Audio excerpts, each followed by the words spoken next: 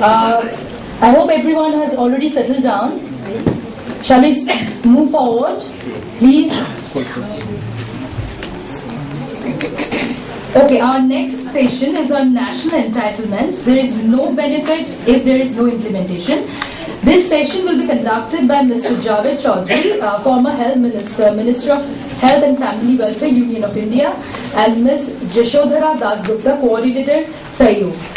May I request them to join us in the panel, please?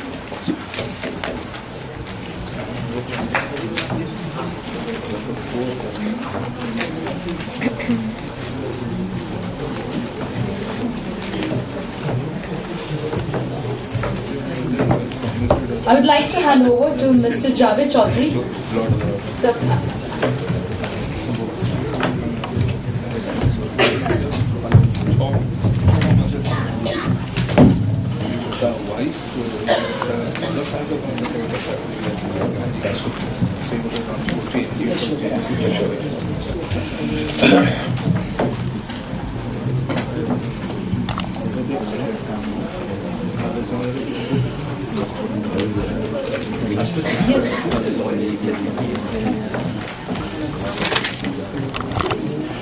Not mine will be more general, I'm not a doctor.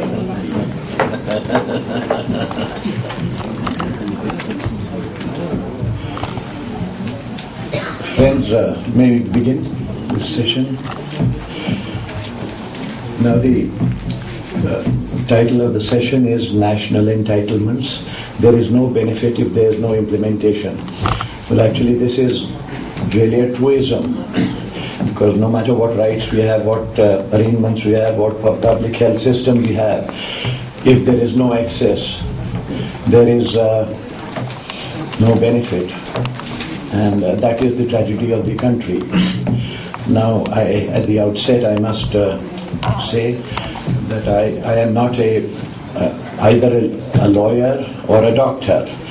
I am a public administrator. I have retired. I was the Union Health Secretary.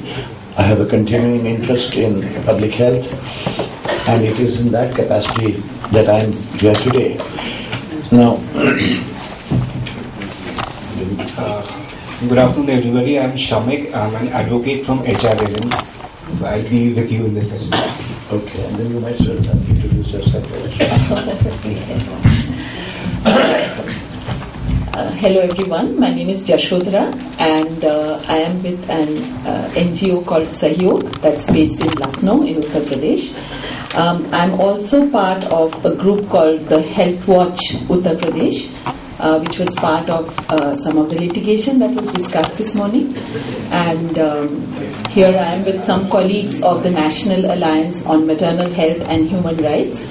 And I'm also, in a sense, representing that group. Thank you. Now we have here a number of very distinguished advocates who have been in the field of advocacy of human rights and who have been filing PILs under very adverse circumstances. And I can't but say that I have all my life been a part of the establishment, and though I'm retired now, a leopard never changes his spots.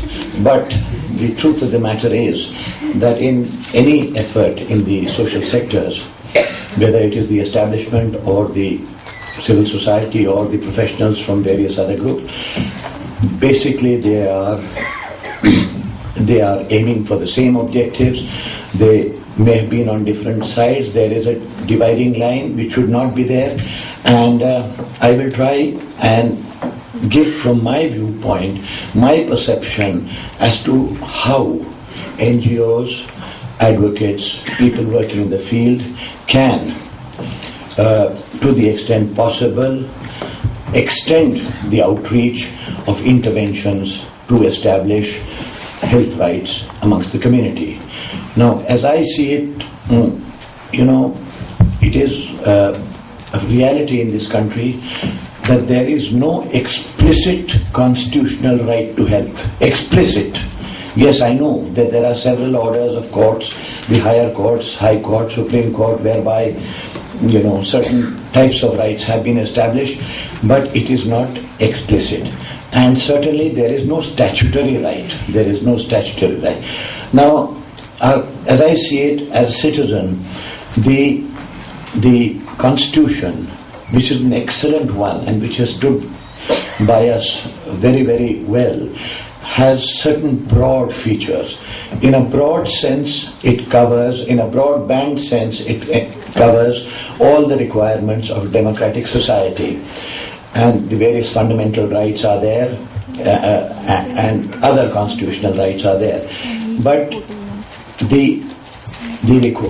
if anyone in this country wishes to access health rights, he has to take indirect recourse of certain elements of section of Article 14, right to equality, or Article 15, that is right against against discrimination, or the right to life. These are the rights which have to be accessed indirectly.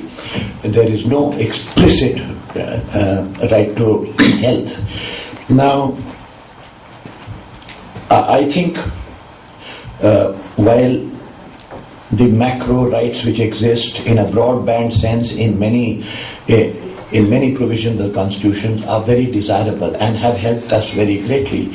But at the end of the day, we need a situation where a citizen in some remote area of the country, denied certain things, can approach locally in the judicial system some recourse, legal recourse. And it is with that intention that the government has for several years now been considering a draft National Health Act that is meant to give you, the citizens, the right, and also to provide the institutional structure and the processes for recourse for accessing those rights. But unfortunately that has not made progress, and there are various reasons for it. But I think all of us here should first and foremost be pushing for a National Health Act, a statutory right to certain provisions of health. Actually that will reduce the requirement of approaching the apex court under PILs for accessing health rights as certain elements of other fundamental rights which are there in the Constitution.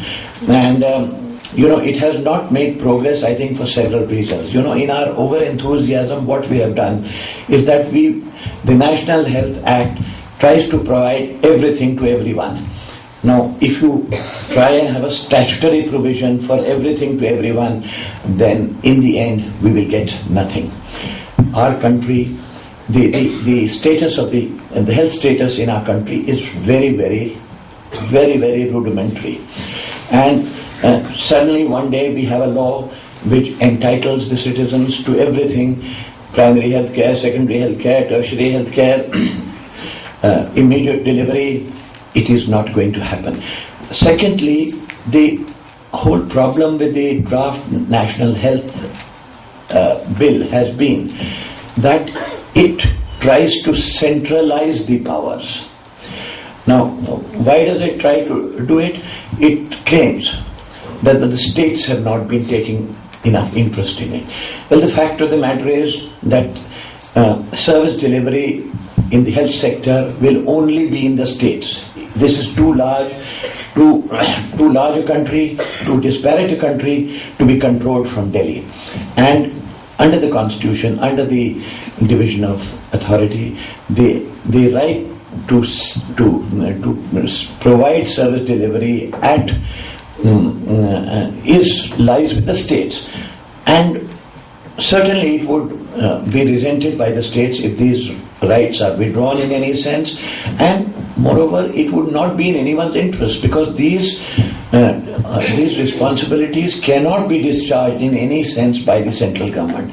Therefore, my first request to all the members, distinguished members of the legal fraternity who are here today, is that they should openly advocate and canvass and carry on a campaign for a reasonable National Health Act where a reasonable package of health services are guaranteed to the citizenry, and where the citizens can approach the subordinate courts for enforcement of those rights. And that is, I think, once we have a National Health Act which is modest even, and which then the NGOs who are really fighting for health rights in the field would be able to do so, not by approaching the Supreme Court or the High Court through highly motivated activists like Mr. Colin Gonsalves, but they'd be able to do so locally with local activists. And so that is one thing I would suggest for your consideration, that the health rights will best be established at a decentralized basis if a National Health Act is brought in, and this should be pressed as an advocacy goal at all levels.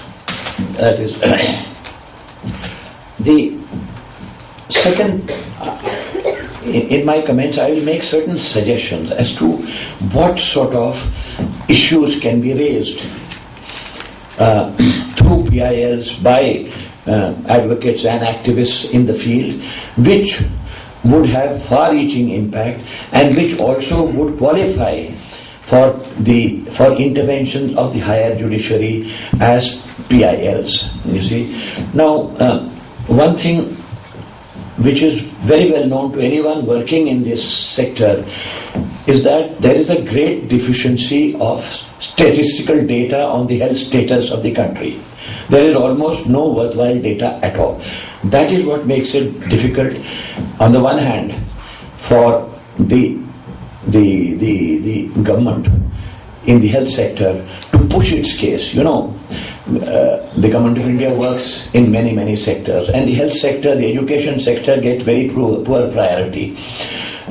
The amount of funds available to the health sector in this country is 1% of the GDP. You know, it is about the worst in the globe. There is almost no country in the globe which gives less. But then our case for pushing for greater allocations and greater attention is hampered because we have no statistics. I'll give you an example of how poor the statistics are. You know, when I was health secretary, I used to see that year after year, the malaria incidence was shown as 2 million, plus minus a little. And I was amazed. This is some peculiar type of disease which has no cycles, which has no ups and downs. It has a steady, over decades, has 2 million cases. And then I asked, how does this happen? And they said, well, sir, the fact of the matter is that the clerk in the